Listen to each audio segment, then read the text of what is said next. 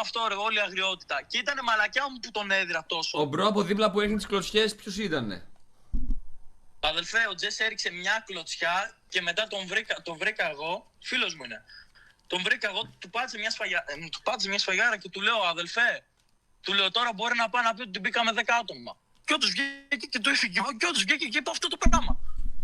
Οκ. Και επειδή πάτησε μια χαλαρή κλωτσιά. Ναι. Επειδή είναι μαλάκας. Ναι. Και τώρα αδελφέ, εμένα με έχει βγάλει το πρώτο θέμα. Με έχει βγάλει. Ο Ψάρης News με έχει βγάλει, ρε αδελφέ. Ο Ψάρης News.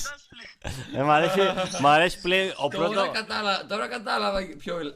Ψάρης News ήταν νομίζω. Ναι, μ' αρέσει όμως που λέει πρώτα το πρώτο θέμα. Μέχρι και ο Ψάρης News. Κατάλαβες, πλέον ο Ψάρης News είναι πιο big από το πρώτο θέμα.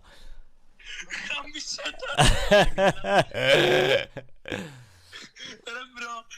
Δηλαδή είναι ένα απίστευτο ρε μαλάκα. Όλοι λένε είναι μαλακισμένο, είναι κολόπεδο.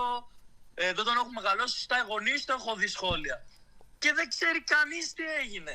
Δεν ξέρει κανείς όντως τι έγινε.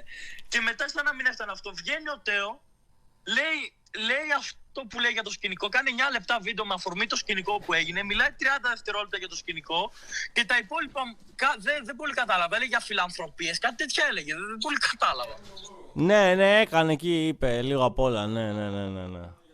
Δηλαδή μου κάνει ένα βίντεο με αφορμή το σκηνικό, μετά μου λέει για φιλανθρωπίες και μετά το λυπούνται όλοι και βρίσκονται εμένα. Ναι, κατάλαβα τι λες τώρα, μπρο. Κοίτα. Αυτό δεν είναι λίγο βλακεία? Λίγο βλακεία είναι. Και έρχεται και μου λέει, εγώ δεν έκανα τίποτα λέει. Έρχονται και με βαράνε. Όπα ρε μπρο, τι εννοείς? Εσένα? Εγώ δεν έκανα τίποτα. Για τον Τέο λέει. Για τον Τέο λέει, βγαίνει και λέει, εγώ δεν έκανα τίποτα, έρχονται και με βαράνε όλοι και δεν ξέρω γιατί. Κοίτα ρε μπρο, κοίτα. Αν αυτή τη στιγμή ό,τι μου λες ισχύει. Και άκου. Πες μα μου η μπάλα. Άκου. Άμα τώρα αυτή τη στιγμή που μου λες ισχύει, ο Τέο πάει, πες ότι, τι να σου πω, κάνει μήνυση, οτιδήποτε. Και εσύ λες αλήθεια αυτή τη στιγμή, θα πάρουν τα αρχεία από τις κάμερες και θα βγεις μετά αθώος ρε μπρο.